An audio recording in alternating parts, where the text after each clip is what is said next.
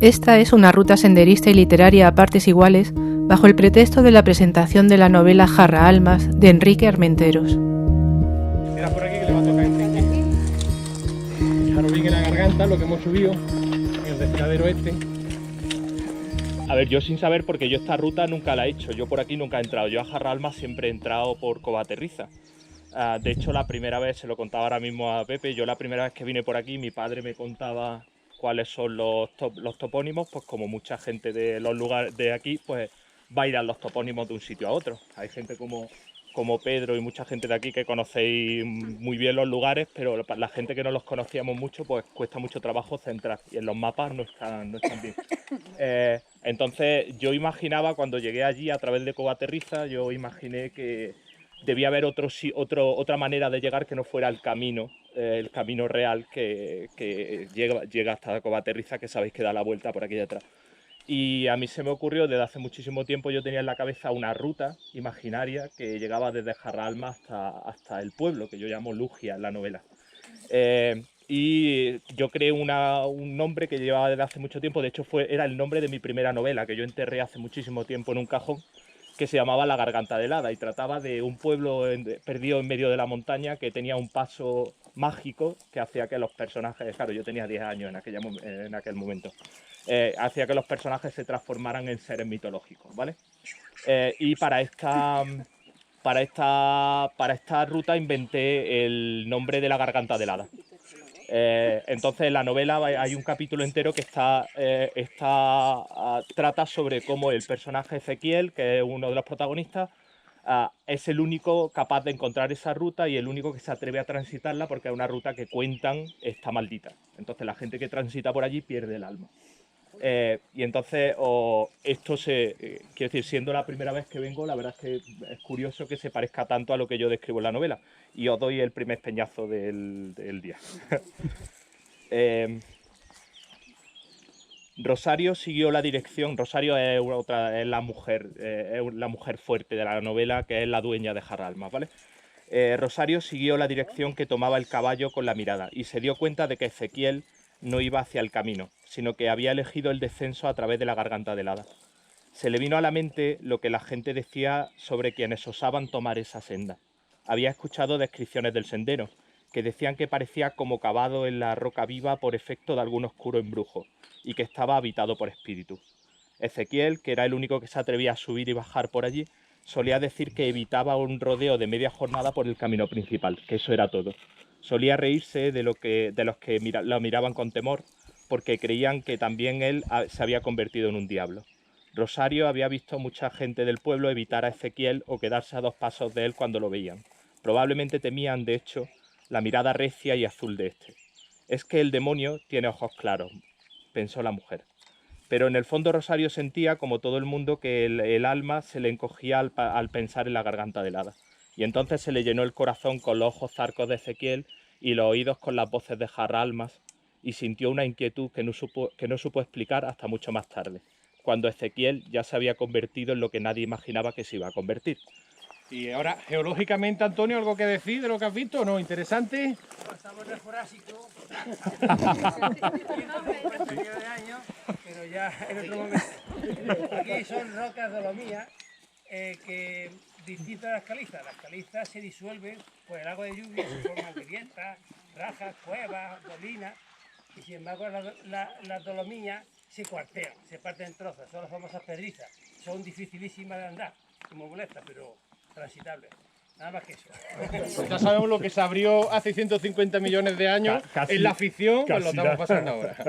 Bueno, continuamos, seguimos subiendo, pero ya un poquito menos. Sí, vamos contando si me falta algo. Durante 2 kilómetros seguiremos la pista que nunca deja de ascender hasta llegar al puerto. En los collados sabéis que siempre donde más aire corre, claro, para poder ablentar, hoy poco, para poder ablentar, pues tirar el sitio. El puerto de Cañalarga, este. A partir de aquí el camino desciende mostrando al fondo los aerogeneradores del parque eólico de la Sierra del Trigo. Hemos alcanzado la gran era del cortijo de la Solana del Quemado, que que nos ofrece 360 grados de vistas espectaculares. Lo que hoy nos parece de una soledad absoluta, en su momento bullía de vida serrana en una comunidad de cortijos que se conectaban visualmente. A mediados del siglo XIX hay documentadas más de 4.000 personas que viven en esta zona. O sea, imaginaros, si en el pueblo en aquella época en Valdepeña había como una población fluctuante, digamos, pero de entre 5 y 6.000 personas, en la sierra había tantos como eso. Entonces imaginaros, aquí estamos viendo un montón de hecho ya, aquí estamos viendo ya Jarra Alma, estamos en una zona que realmente vemos que puede haber una comunicación entre los cortijos real, ¿no? Una vida activa, aunque muy aislada, pero muy activa, ¿no?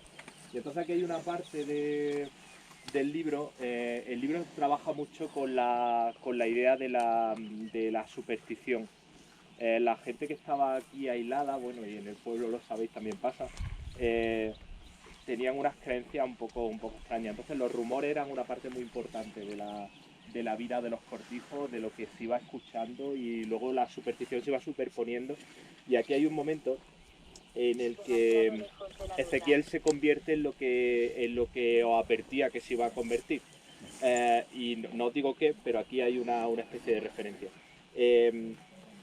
Dice así: y es que por todas las sierras se sentían los rumores y eran tan profundos que parecían réplicas de un terremoto que nacían de lo más hondo de la tierra, y la gente los notaba como con un miedo, como una especie de ansia oscura que les mordía el corazón. Eran rumores sobre un hombre que tenía los ojos zarcos, montado sobre un caballo negro como la noche, que se aparecía de cortijo en cortijo con la luna vieja, y se encontraban animales muertos con las vísceras humeando al aire, y las mujeres gritaban y los hombres maldecían hora tras hora. Y mientras duraba la oscuridad se encendían los candiles en el interior de carboneros y de carbonerillos, y en las frenadillas y en los minutos, y luego en vinateros y en la zarzuela y en el cortijo del Periche. Allí encontraron a una chiquilla violentada a la revuelta del cerro de la Misa, con los muslos llenos de sangre y de semen, tanto que parecía que un minotauro la hubiera montado. Y la pobre no volvió a hablar ni a ver a nadie. Por mucho que se le preguntaran a la chiquilla parecía ida y no volvió al mundo de los vivos por más que la vio el doctor ni el santo pasiego del que ya empezaba a escucharse. Nada pudo hacerse por ella. También se fue dando la alarma en el cortijo de la Majada, y las voces se oían también en el Colmenar y se fueron propagando rápido por los Chozones y Peñarrubias y en el Cerrillo de Lima y en los Cierzos y en el Saltadero Bajo y en los Rasillos del Cura y en Cañapadilla fueron más altas, y se lloró porque Nicomedes, el cabrero, nada más que había sido capaz de engendrar niñas, y el espíritu aquel maldito de ojos azules como el hielo no le dejó ni una sin mancillar. Y en Despeñaburro y en la Solana del Quemado, donde de hecho estamos, y en Olla Marguilla y en Los Rigüelos y en Maramajo y en Tenazas y en Alaque, hasta que el sol salió por el costado de Cirolailla y por el cortijo de la Zaurda. Las voces y los lamentos preñaron la sierra y los rumores decían lo que decían, que un demonio de ojos zarcos montado en un caballo negro como la noche había violentado a las mujeres. Y bueno, aunque es duro el pasaje porque es una especie de leyenda que contaban que había un espíritu femenino y un espíritu masculino. Y se decía que el espíritu masculino iba poseyendo a las mujeres por ahí, como sepa Dios por qué. Y habéis visto que es como una enumeración de los cortijos que van encendiéndose imaginaros en la oscuridad y todo. Y me parece un sitio maravilloso para imaginarnos eso, ¿no? Imaginarnos cómo la comunicación, los gritos, los rumores de esta escena, yo creo que se puede casi que imaginar muy bien. Así que esto es. Antes de nada, no lo hemos dicho, pero Jarra Alma es aquello. Ese cortijo que hay aquí, ese es Jarra Alma, para que nos vayamos ya situando. Ahora, desde este punto, el primer punto en el que lo vemos, bueno, ya en la ruta. Ahí es donde tenemos que subir. Ahora explica el significado de la palabra, ya que estamos... Jarra Alma.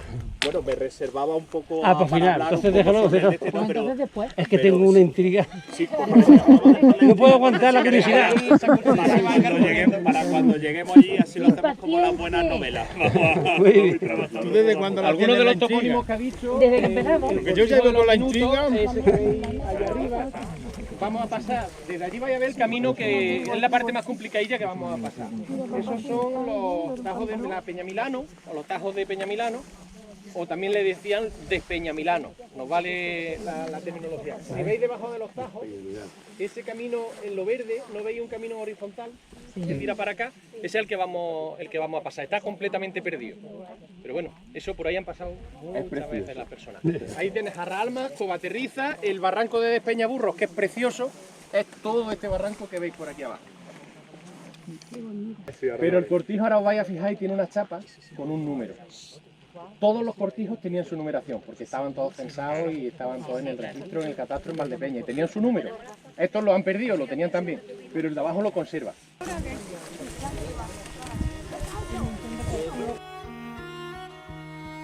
Aún seguiremos durante unos 500 metros por un camino de cierta anchura que nos conduce hacia el cortijo Colilla o del Médico.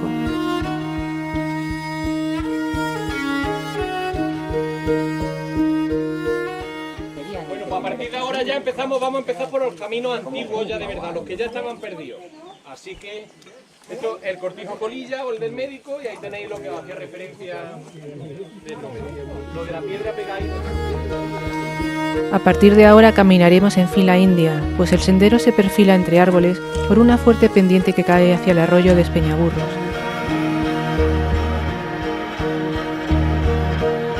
Frente a nosotros, al otro lado del barranco, los impresionantes tajos de Peñamilano, bajo los que caminaremos cuando crucemos el arroyo, siguiendo una vereda que, como explicó Pedro, en algunos puntos está muy perdida e incluso es complicado encontrar dónde poner el pie.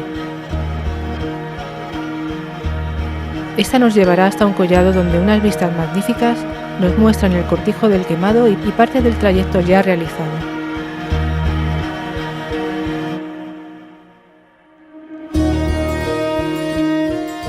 Descenderemos con prudencia y tras un descanso seguiremos hasta encontrarnos con el arroyo que desciende por el barranco de Jarraalmas, donde hallaremos el manantial. El pozo ahí arriba y luego aquí la tenía agua corriente. Que sigue siendo el arroyo de Peñaburros, ¿no? Se confluye como... El de Peñaburros realmente sería la unión del barranco del Quemado, que es ese, y el de Jarraalmas. Cuando ya se juntan los dos, ahí ya se podría llamar de Peñaburros. Aquí es donde decía que no da cuenta. Sí, allá es el camino, ¿no ves la mampostería? Ah, sí. Si te has fijado aquí rozaron el terreno desde allí, ¿lo veis allí? Todas las piedras que están hechas hacia aquel lado. Todo esto forma parte de la siembra del cortijo este de allí, de Jarraalmas.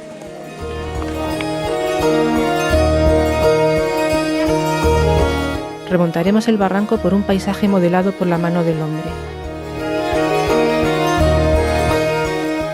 Lo que pasa es que tienes que salir a la sierra y saber interpretar muchas veces cuando te encuentras bancales, dices tiene que haber un cortijo cerca, cuando te encuentras Claro, porque eso es un para camino. sembrar. Claro, Esos son los bancales de siembra, son las bancales Y de alguien terrazas. tiene que estar cerca para Luego poder... hay otros bancales que no son de siembra porque están en barrancos que es para cortar. Mientras ascendemos por la ladera, observamos grandes quejigos y encinas diseminados por doquier. Eran árboles enormes que debían proporcionar leña para el invierno, bellotas para el ganado e incluso sombra en los rigores del verano. Ya se intuye el cortijo de Jarraalmas. Lo antecede un gran quejigo al que llamaremos Ezequiel. Por fin nos hallamos en el lugar que es leitmotiv de este encuentro senderista y literario. En la gran era cuadrada, nos aprestamos a escuchar las claves que nos proporciona Enrique sobre los protagonistas de la novela, en el entorno que da nombre al libro. Y entonces, bueno, aquí sucede uno de los momentos más bonitos del libro, que es que en esta misma era se casan la hija de Rosario y Ezequiel, del que os he hablado ya, que ya hemos bautizado el quejigo de ahí abajo como el quejigo de Ezequiel. Ezequiel sufre una transformación muy importante a lo largo del libro, pero lo importante aquí es centrarnos en la figura de Rosario. Rosario es una mujer que tiene que volver a poner piedra sobre piedra en este cortijo, y entonces se le ocurre a ella la idea descabellada, que ahora si miráis alrededor vais a ver que no es posible, bueno, no es posible, podría serlo, pero no, de montar un olivar aquí. Se le ocurre, en aquella época no hay todavía grandes olivares en lo que es el territorio de Valdepeña, pero ella ve que por Chircales y por toda esta zona pues ya empiezan a ver y empieza a ver las posibilidades del negocio. Se pueden plantar olivos aquí, de hecho hay olivos no mucho más abajo, 100 metros más abajo, a un nivel de unos 1100 metros, 1200 metros, lo hay. y a Rosario se le ocurre plantar aquí un olivar. Y entonces Rosario tiene un proceso bueno, pues digamos de renacimiento aquí. A ella, no reviento nada, pero su marido lo matan en la guerra carlista, por eso es por lo que coge esta tierra, le recompensan, digamos, por la labor de su marido o algo parecido. Y entonces aquí voy a leer un trocito muy pequeño de cuando Rosario descubre cuando Rosario llega aquí, guiada por un arriero, llega ella sola con un bebé, que es su hija, y llega aquí y se encuentra esta ruina, imaginaros, y aquí es donde tiene que vivir sin conocer a nadie. Entonces, Rosario se rinde ante la ruina y durante mucho rato se queda allí quieta compadeciéndose de sí misma. Y hasta se pone a hablar con Tomás, que era su marido, y le pregunta por qué me ha abandonado, cómo te has podido marchar y dejarme en el mundo sola y con una hija. Las lágrimas hacen que las pocas paredes que quedan en pie den retemblido, sacudidas por el terremoto de desesperanza que la arrasa por dentro. Luego, poco a poco, el lloro va cediendo y empieza a discernir el lugar que había ocupado la cocina, en aquel muro. Lo sabe por la mancha de hollín y porque aún hay una ristra de ñoras secas que se desintegran nada más rozarlas con la yema de los dedos. Allí encuentra también en el suelo una vieja sartén preñada de óxido. El sol oblicuo de la tarde empieza a declinar y ensarta los postigos rotos y los agujeros del techo, antes de perderse por un cerro cuyo nombre desconoce. El presentimiento de la noche cae de súbito sobre ella. Y hasta el momento en el que ella se encuentra sola, pasa la primera noche sola aquí en Jaralma. Imaginaros lo que tiene que ser pasar una noche sola aquí con su bebé, sin ayuda de nadie. Luego llegará Ezequiel. Y bueno, seguiré contando un poquito más en el quejigo, que ahora después llegaremos, pero ahora lo que me gustaría es que descubrierais un poco las ruinas, porque vais a ver que hay un montón de restos de que ha estado habitado. Lo único que no vais a encontrar es la cerradura, que me la llevé. La encontré en el suelo y me la llevé y la tengo guardada a espera de restaurarla y ponerla en un lugar bien visible de casa. En principio, en el pueblo, todos lo sabéis, jarrar es arañar, es desgarrar, ¿vale? Y entonces de ahí viene todo un poco digamos, el tema del libro va de eso, va de las almas desgarradas, las almas que se pierden y que habitan en un mundo entre el de los muertos y el de los vivos, ¿no? Que es lo que va a ir sucediendo si me compran mucho el libro y todas esas cosas y en las siguientes partes. Entonces, por ahí esa parte yo creo que todo el mundo que escucha Jarra Alma aquí, que es de aquí, que es del pueblo, que es de Valdepeñas, creo que entiende ese trasfondo. Pero luego hay mucha gente que dice, por ejemplo, Blas Prieto, que es el autor de la portada, que anda mucho con él por aquí, él dice que probablemente el cortijo tenga el nombre de los tajos de Jaralma, que son por donde hemos venido, de hecho. Entonces dice que probablemente el cortijo coja el nombre del topónimo y no al contrario. Yo tengo otra versión, y es que ya sabéis que en esta región la influencia árabe es bastante importante, y hay un verbo en árabe que es desgarrar con H intercalada, y que significa desprender o prender la cal de una estancia o de una superficie. Un verbo de albañil, ¿vale? de los árabes. Entonces dicen, eso sí lo dicen, eso sí que dicen que este es el primer cortijo blanco del que chocaba mucho ver cortijos de piedra y que por lo visto supongo que con fines para desinfectar, ya sabéis, todo lo que es el cólera y toda la historia, este fue bastante probable que fuera el primero que encalaron un poco para alejar, ya sabéis, todo lo que fue el cólera, que fue tremendo durante el siglo XIX. Pero esto de nuevo, esto es mi teoría, yo no sabría muy bien, pero desde luego la cal es algo muy importante que está en el libro y que será, porque es un contexto de pandemia además, justo tal, y entonces me llamaba mucho la atención construir la novela en torno a una pandemia también como la que hemos pasado en el último, y estamos pasando, de hecho, gracias a Dios estamos sin mascarilla ya aquí, por lo menos. En fin, que dicho esto, no tengo la solución, nadie me ha conseguido decir de verdad por qué se llama Jarra Almas, pero yo imagino siempre, me gusta mucho lo de las almas desgarradas, me quedo, y lo de la cal es súper importante, así que ya está, no sé si os he solucionado algo. Tras visitar las ruinas del cortijo, nos acercamos hasta un primer pozo.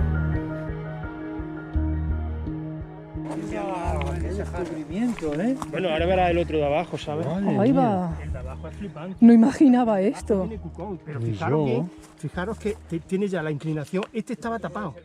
por arriba, en forma de bóveda, con la misma piedra. Fijaros que ya llevaba inclinación. Y solamente tenía el hueco para poder... Pero de abajo vaya flipado. El puente ese que...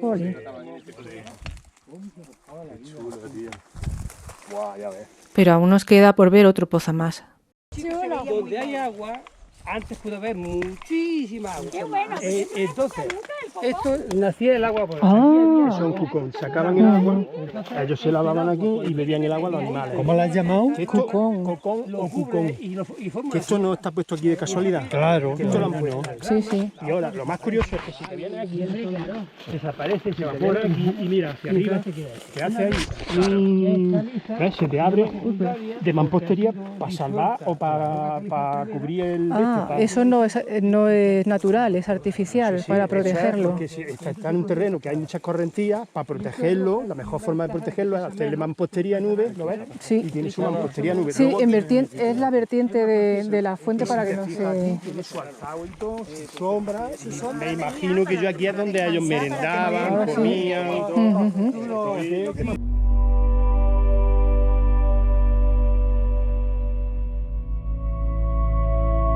Aún bajo el influjo de las palabras de Enrique e impresionados por los vestigios de una vida ya pasada, continuamos camino hasta entrar en la finca del Cortijo de Covaterriza. Se trata de un entorno de dehesas en las que se cría ganado ovino.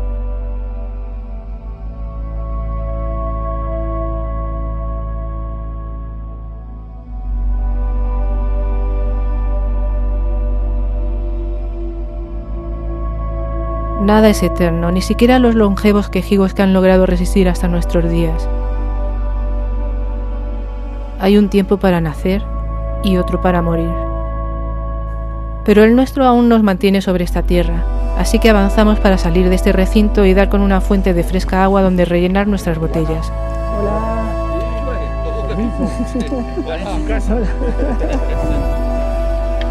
Es entonces cuando se produce un encuentro inesperado. No está reconocido tu trabajo. Bueno, eso da igual, ya vive la Rejaen.es. Ah, sí, tú. Jolín, anda que no consulto yo veces ahí. Pero está documentado muy bien, muy técnicamente. Si eso está documentado. Una clienta agradecida. Pues muchísimas gracias, papá. Es decir, no he visto fallo. Es vuestra, bueno, ya lo sabéis. No he visto fallo, lo veo muy bien documentado. Muchas gracias. Pues después llegar a mejor. Madre mía, no sigas que me voy a... No, en serio. Y además que llega a Cabra Santo Cristo y se recoge todo el Santo Cabra. Sí. Lo cultural, muy bien organizado, además. Como los cerdos. Yo soy de Nava de San Juan.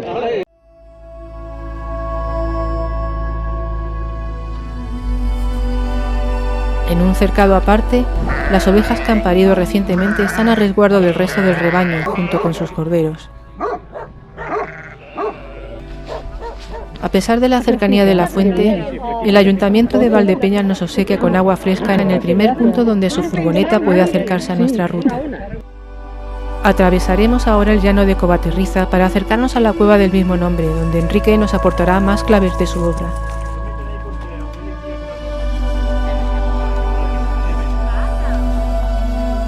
Pero lo explico muy rápido. Hay un personaje que está de tapadillo en la novela, del que no he hablado, pero que cuando lo leáis seguro que os resulta como el más extraño. A mí es mi personaje favorito, que casi siempre suelo ocultarlo en los secundarios, que se llama Penumbra.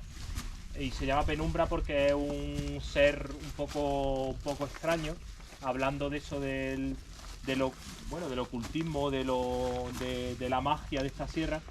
Y Penumbra es como el mejor amigo de la infancia de Ezequiel, que es del que ya hemos hablado.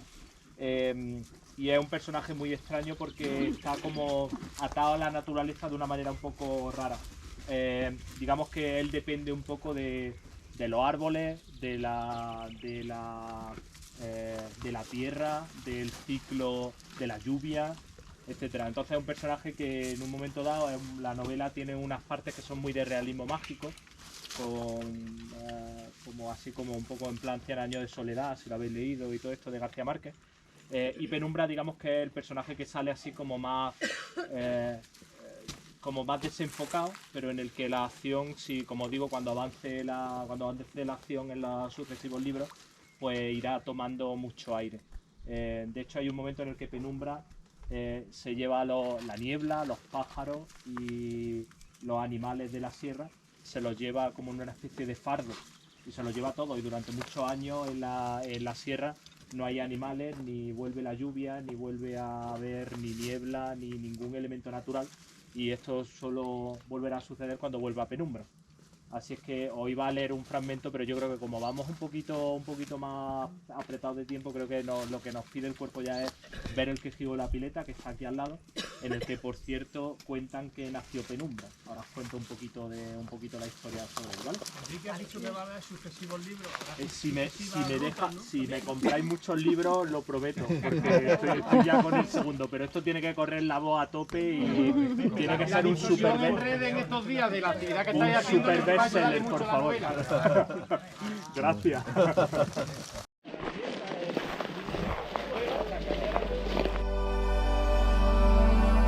Una cañada nos conducirá hasta el llano de en medio, para alcanzar el imponente quejigo de la Pileta, otro de los puntos de referencia de nuestra ruta.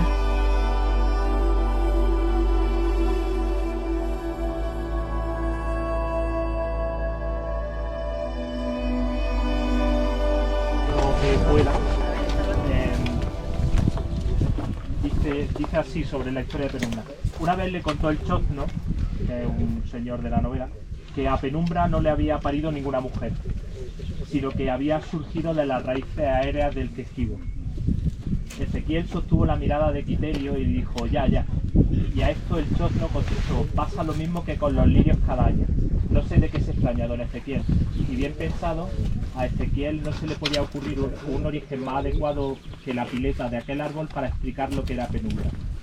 Un hombre hecho del rocío que se condensa cada mañana en el musgo de su tronco, cuya respiración es como la del viento que se enreda entre las ramas del quejigo y ulula en los días de la tormenta. Decía Quiterio que lo había visto encajar un rayo que podría haber matado a cualquiera, pero que a Penumbra lo único que le causó fue una hendidura en el torso. Se lo juro, don Ezequiel, que me caiga muerto aquí ahora mismo fue mi auxilio la que le rellenó de culantrillo el hueco, el que se le quedó en el pecho. Dice ella que intentó tomarle el pulso, pero que no se lo encontró. Por eso la piel de Penumbra resuda, porque el culantrillo necesita la humedad constante. Sí, señor, se lo juro. Y Ezequiel imaginaba un arroyo que le nacía dentro a Penumbra y convertía a su amigo en un ser mágico, en una criatura ligada a la naturaleza y regida por las leyes de los árboles y de los animales, y no por la de los hombres. Puede que respirase el mismo aire que él, pero si de algo estaba seguro Ezequiel, era de que no le aprovechaba de la misma manera. Y esto es lo que os decía de la imagen de una persona que cuentan en las malas lenguas que no tuvo madre, sino que nació de las raíces aéreas de un quejigo como este. Entonces, bueno, con esto lo que quería era explicar un poco la relación que tienen algunas personas, que yo las he conocido, ¿eh? Aquí Pedro se parece un poco a ese tipo de personas. Gente que... Vamos a ver lo que va a decir. Gente con la que vas hablando y te das cuenta de que está hecha de otra pasta. Yo siempre digo que creció en Valdepeñas, pero que hasta que no salí de Valdepeñas no supe valorar realmente lo que había dentro del pueblo. Esto tristemente nos pasa mucho. Y yo ahora, por ejemplo, cuando estoy redescubriendo cómo habla esa gente. Yo voy hablando ahora con Pedro y me va hablando de nombres que yo no conozco y que voy incorporando poco a poco y que me ponen en contacto con algo que es más grande que yo. No sé explicarlo, no sé deciros cómo eso. Yo lo decía el otro día en la presentación de la Feria del Libro de Jaén, que el trabajo más importante de esta novela ha sido aprender a nombrar de nuevo quién soy yo. O sea, de dónde vengo, aprender eso que yo he ignorado durante mucho tiempo y que me esforcé en sepultar, y que cuando vi este quejigo cuando lo volví a ver, porque ya lo había visto de chico, pero cuando lo volví a ver y realmente lo miré con ojos de ver fue cuando entendí esto de lo que hablo en la novela, cuando entendí que escribir esto tenía un valor más allá del literario, más allá de tal, era encontrar las raíces de alguien como yo que las he perdido. Y entonces Penumbra me ha ayudado a mí a encontrarlo. Y Penumbra está basada en la gente como Pedro, gente que no se ha ido, gente que está aquí, gente que realmente anda la sierra y anda el pueblo y lo ve con los ojos del paraíso que realmente es y que yo he olvidado durante mucho tiempo y que ahora estoy redescubriendo.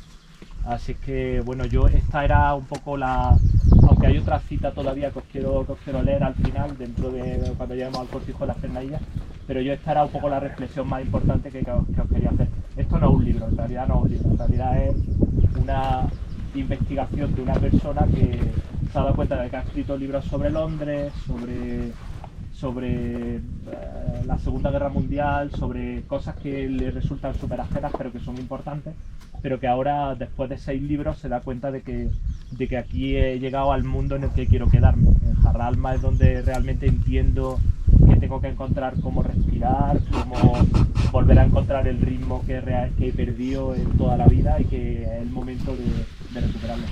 Por eso, hacerle mucha publicidad. Aquí tenéis, está el Cortijo de la Pileta, como he dicho, está en la portada de la novela, la foto de Blas Prieto, otro de estos seres naturales como penumbra, como he dicho. Y creo que es la imagen más certera más que el Cortijo. Incluso barajamos un montón de imágenes sobre el Cortijo para ponerlas dentro de para que fueran la portada. Incluso dentro veréis que cada capítulo tiene una foto de un detalle del Cortijo de Jarralma. Pero creíamos que la mejor idea era realmente fijarse en esta imagen, porque yo creo que esto representa realmente lo que es la sierra profunda de aquí de Valdepeña, y creo que explica muy bien cómo las raíces son lo importante, porque aquí vemos esto y nos sorprendemos con el árbol, que es imponente y todo lo que queráis, pero lo realmente importante está en las raíces. No sé si sabéis que estamos en un sitio que la profundidad de la tierra es muy escasa, o sea, es muy poca. Aquí y me parece increíble que unos árboles tan tremendos como estos sean capaces de agarrar aquí como lo haría un olivo si nos pusiéramos.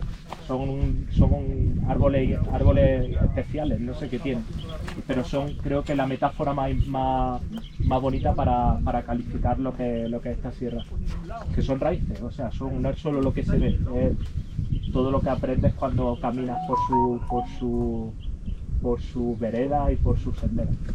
Y ya he hablado bastante,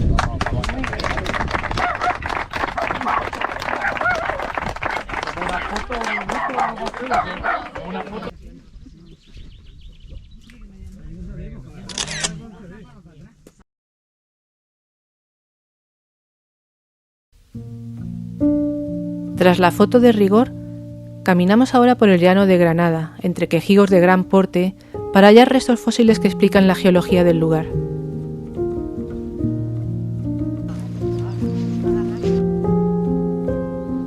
Bueno, pues lo explicamos. Lo primero, la roca. La roca se llama caliza nodulosa. Caliza porque está hecha de carbonato, como todas estas rocas que hay aquí son calizas, carbonatos cálcicos. Y nodulosa porque se forman nódulos. Este tipo de cosas que cuando se deshace se van deshaciendo. ¿Y esto por qué ocurrió? Porque esto se formó en un fondo marino sin mucha profundidad, somero, que podía uno bucear allí y hacer pesca submarina. Y claro, estaba sometido a la ola, y entonces pues hacía que no se condensara, se apretara. Cuando después se fue el agua del mar, o se levantó el terreno, entonces no estaba muy apelmazado la roca, y por eso se deshace fácilmente de esta forma. Entre ellos pues estaban los amonites y todo tipo de fósiles. El amonite es del animal que más periodo de la historia geológica existe, desde el Jurásico inferior, medio y superior. Estamos hablando de 150 millones hasta 100 millones de años que viene el Cretácico. Entonces, y el Cretácico también hay amonites. Lo hay de todos los tamaños y son unos indicadores de la época, porque hay amonites específicos de cada época del año, entonces pues de cada época geológica. Entonces puedes saber si es del inferior, medio o superior. Bien, pues entonces los amonites es como un tipo de caracol que estaba enrollado. En este caso parece que es como si hubieran quitado parte del fósil. Esto es lo que conserva, esta parte se conserva. Se conserva, la huella. El contramorde. ¿Un fósil cómo se forma? Pues lógicamente el animal desaparece cuando recientemente se muere, pero después se va rellenando con el agua de mar, que lleva muchas sales minerales y se rellena. Cuando pasa el tiempo y se seca, por lo que estamos viendo no es las monitas, que ha quedado desaparecido hace tiempo, ni siquiera el hueso, la corteza, ¿cómo llamamos? La concha, lo que queda es la piedra que rellenó el agua que llevaba sal mineral, se convierte en piedra y rellenó el este. Entonces eso es el molde, lo que había era un molde y el agua que hay dentro es como si echamos yeso o lo que sea para hacer una figura. Sí hay varios tamaños. Hay varios. Bien, entonces simplemente eso, que estamos, esto también se llama ammonítico rosso, estas piedras. Es una palabra latina, pero científica, que significa ammonítico, que hay ammonite, y rosso porque las tierras son rojas. Entonces si veis tierras rojas y con estas características que son nódulos, que se descascarilla y tal, estamos en el Jurásico superior. 150 millones de años aproximadamente, porque eso duró 20 o 30 millones arriba abajo, no vamos a entrar en detalles. Qué poco sabe de estas cosas. Bueno, está claro que sabéis que todo fue, y además esta sierra está muy poco conocida desde el punto de vista geológico. La única que está vendiendo bien es la Sierra La Subbética Cordobesa, que es un geoparque, es decir, que es una zona que tiene tanta riqueza que lo están vendiendo con un centro de visitantes y con estudios, rutas específicas de geología. Así que esto es lo que hay que hacer aquí, ¿no? Rutas de geología, buscando. ¿Vale?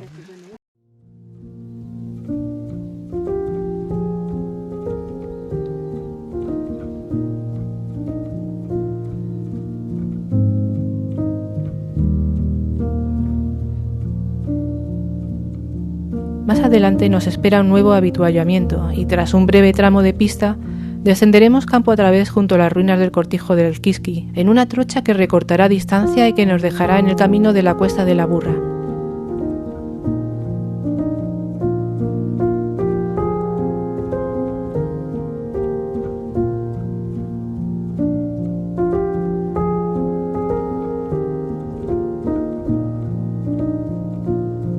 Si el caminante presta atención, encontrará nuevos ejemplares de fósiles en la misma cuneta.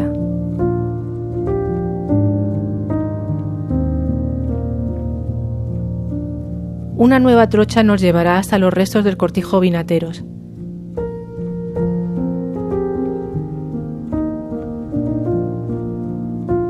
Desde aquí caminaremos por los vestigios del antiguo camino arriero de la Cuesta de la Burra, anterior a la actual pista que hace el tránsito mucho más fácil.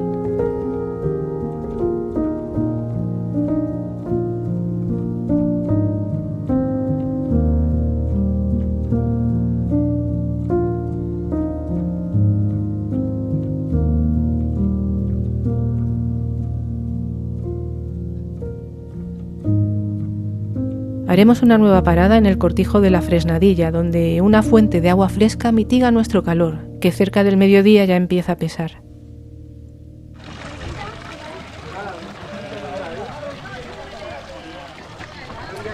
Listo. ¿Has visto la cara?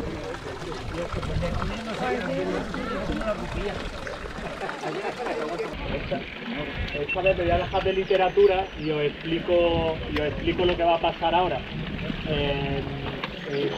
Esta actividad no habría sido posible primero sin Pedro Jesús, que ha organizado y ha pateado. ¿Dónde está Pedro? Que no te veo ahora. Allí. No sería posible sin él, que se ha pateado la ruta y nos ha abierto camino y todo. Pero además la actividad la organiza el ayuntamiento, que tengo aquí al lado a Laura, que es la alcaldesa. Y entonces bueno, pues ella quiere terminar de darle forma a esto, yo dándole las gracias y ella pues ofreciendo lo que viene a continuación, que te toca a ti. Pues yo muy rápido porque hace ya muchísima calor y estamos ya con la barriga vacía.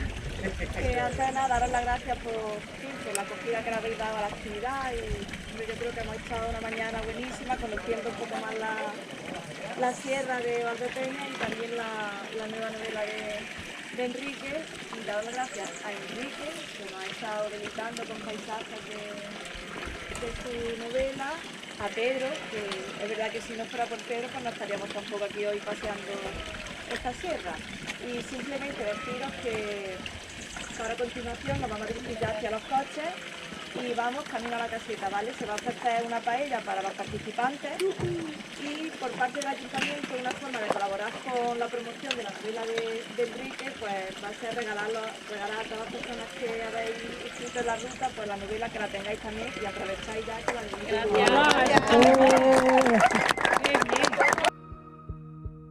Por la colada de la Fresnedilla alcanzaremos el collado del mismo nombre y regresaremos al punto de inicio y fin de la ruta. Ojalá hubiera más iniciativas como esta.